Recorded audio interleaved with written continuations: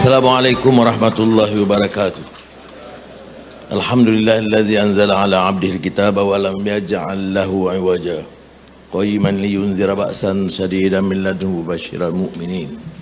Wa usalli wa sallim ala rasulihil karim wa ala alihi wa sahbihi ajma'in. Saudara Dr. Banaim, Menteri Agama, Saudara Tan Sri Azman Mukhtar, Saudara Syed Ahmadah, ahli lembaga, rakan-rakan yang mulia, terutama petugas-petugas yang awal yang turut hadir, saya ucap terima kasih penghargaan tingginya, termasuk Tan Sri Yusof Noh, rakan-rakan. Hari ini sebenarnya satu yang membahagiakan, alhamdulillah, kerana kita mendengar tadi ucapan yang menyingkap lembaran sejarah tentang idea dicetuskan oleh marhum Profesor Diraja Engku Aziz yang memulakan satu anjakan baru di dunia Islam. Dan dalam peta ekonomi dunia, negara-negara Islam mengiktiraf satu kerja ibadah yang biasa, yang lazim, sudah 1000 tahun dikendali, tetapi Malaysia pada ketika itu melakukan satu anjakan, menggunakannya sebagai tabungan, menyempurnakan tanggungjawab utama iaitu menyempurnakan ibadah, tetapi memanfaatkan dengan suatu kekuatan baru yang dituntut pada masa itu, yang disebut Zeitgeist ataupun tuntutan zaman, supaya umat Islam, orang Melayu khususnya, diperkasa dengan kekuatan ekonomi. Alhamdulillah, kita saksikan satu kemajuan, dan saya masih ingat dulu pun rombongan dari negara-negara Islam, Asia, Afrika, Eropah yang datang berkunjung ke Malaysia dan tidak melepaskan peluang untuk mendengar dan mendapat taklimat tentang penubuhan tabung haji, pengurusannya dan kegiatan ekonomi. Dan banyak negara cuba kemudian membentuk lembaga atau organisasi yang hampir sama untuk menjadikannya sebagai fungsi ibadah dan juga fungsi ekonomi. Tetapi kita juga tahu ya, suatu kekuatan ekonomi itu tertakluk kepada pengurusannya. Kadang-kadang dalam masyarakat Islam, termasuk di Malaysia ini, soal tata kelola pengurusan rasuah itu diremehkan. Saya lihat betul dalam polemik dan naratif semasa, orang banyak meremehkan isu tata kelola. Padahal kekuatan tabung haji dari awal, ramai pengurusan yang awal pun ada, itu kerana pengurusannya itu cekap, amanah, ada integriti. Tetapi bila ada sedikit sebanyak kecuaian, dia akan mengalami kekusutan dan kerusakan. Dan itulah sebabnya maka pada tahun-tahun 2015 berikutnya, tabung haji telah mula-mula menghadapi beberapa tantangan, dan ia memberi kesan yang agak membimbangkan tentang keupayaan, kekuatan dan keyakinan terhadap lembaga ini.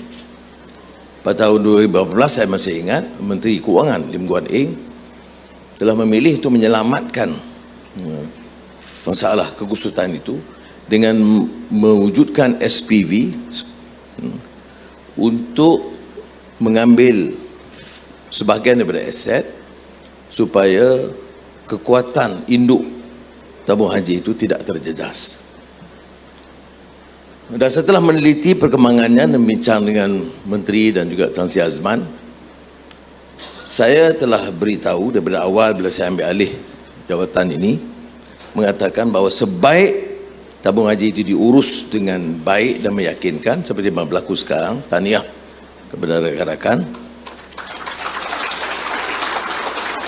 maka Kementerian Keuangan akan memulakan perbincangan supaya menyerahkan semula semua aset yang kini diamanahkan kepada Kementerian Keuangan.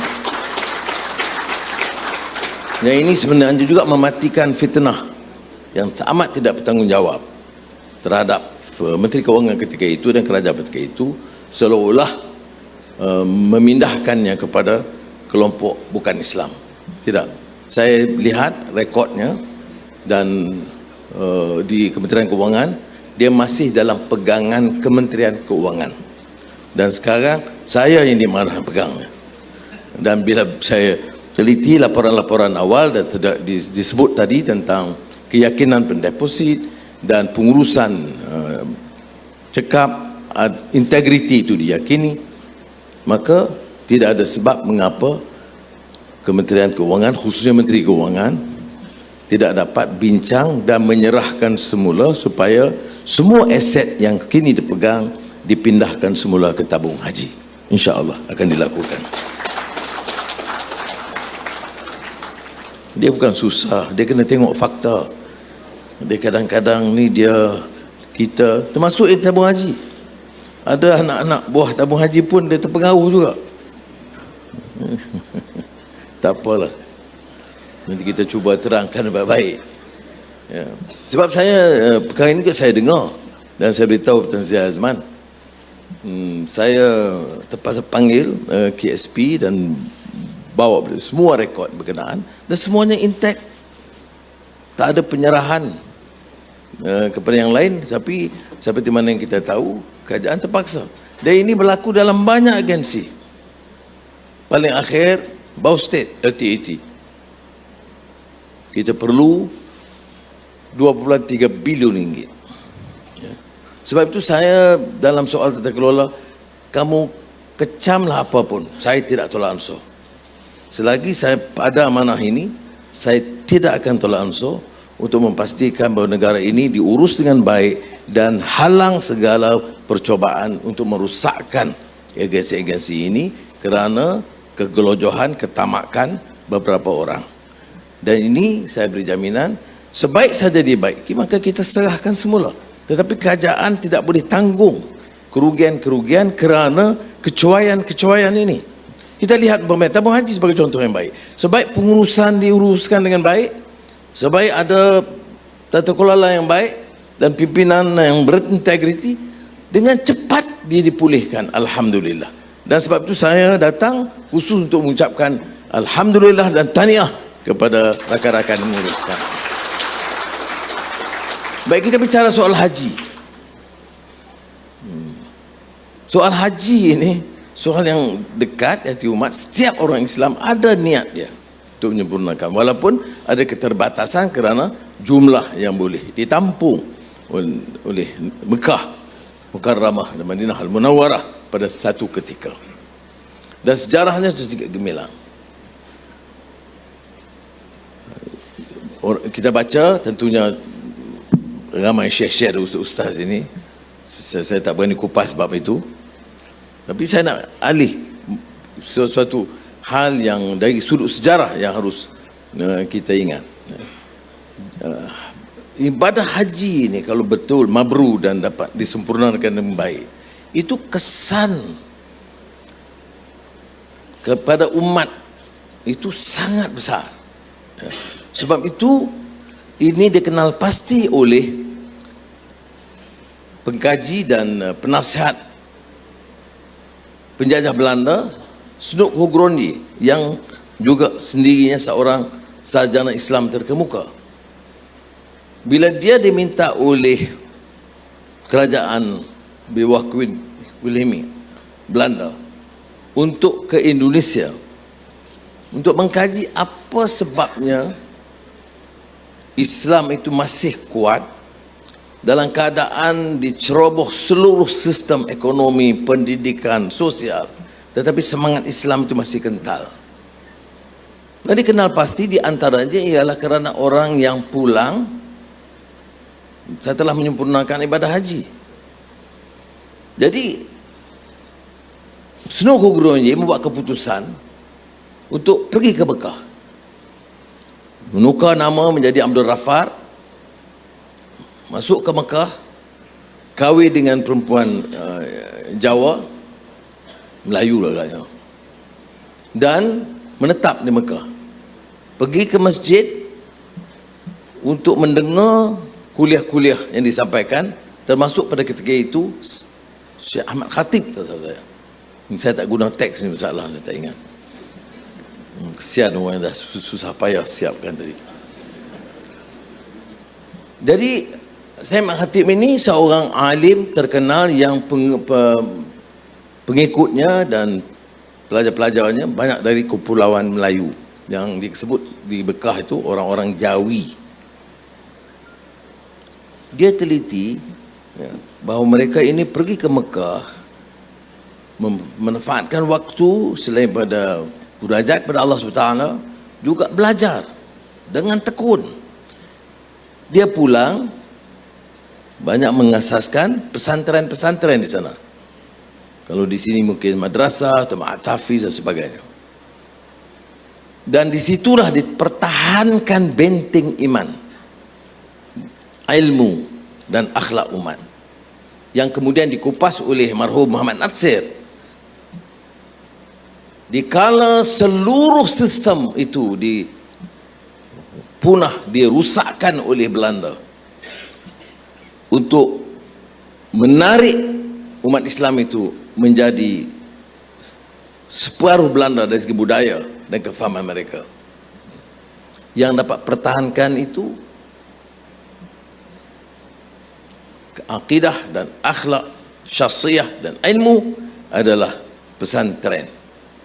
Jadi kata Muhammad Natsir, pesantren merupakan benteng terakhir umat mempertahankan akidah dan syakhsiyah dikala penjajah Belanda menyerang dan dapat menawan seluruh intelijensia. Bagi yang mengikuti kisah-kisah ditulis oleh Buya Hamka dalam novelnya, ataupun Marah Rusli Salah Asuhan, atau tenggelamnya kapal Vedevik, dapat lihat umpamanya ciri-ciri bagaimana kelompok baru yang masih kekal sebagai Muslim tetapi ditawan hati dan jiwa mereka. Jadi Sunuk Hugrori berjaya mengesan ini dan mengatakan harus ada langkah untuk menghalang jumlah menunaikan haji dan melihat kepada kekuatan yang ada pada jemaah haji. Jadi walaupun kekuatannya bentengnya pesantren, tapi yang mengasas pesantren itu orang pulang menyempurnakan ibadah haji. Ini sebut, dia tulis dalam buku dia Mekah in the later part of the 19th century. Itu yang diterjemah dalam bahasa Inggeris dari bahasa Belanda. Jadi saya tanya masa mana saya baca masa saya di penjara. Dia tulis satu lagi tentang orang Aceh, kerana di antara kelompok yang paling kuat dan tebal keyakinan Islam mereka adalah orang Aceh. Jadi dia tulis 2 jilid buku mengenai orang Aceh, budaya mereka, sikap mereka, pengajaran mereka dan lain-lain. The Acehers atau The Acehnese. Itu satu sosok ya. Bagaimana orang penjajah sanggup menukar namanya, dan kemudian dah beberapa tahun kemudian baru dikesan oleh perisikan Arab Saudi dan beliau diusir dari Mekah. Tetapi sempat mengkaji, menulis 2 buku yang penting yang kalau di kalangan pengkaji sejarah Islam di Kepulauan Melayu harus baca, The Acehnese dan Mekah in the later part of the 19th century. Dan bagi kita kaitannya ialah kerana dapat memahami bagaimana usaha Barat, khususnya penjajah, untuk melonggarkan akidah dan menawan hati sanubari jiwa umat Islam supaya mengikut acuan Barat. Satu karya juga lain yang penting ialah tentang 2 yang menarik yang kemudian ya. Satu ahli syariati tentang haj, satu lagi oleh Malcolm X. Malcolm X ini seperti kita tahu kemudian diberi nama Abdul Malik Syabas, seorang pemimpin kulit hitam yang pengikut Black Muslim di bawah yang dikatakan Nabi mereka yang turun di Chicago, Elijah Muhammad.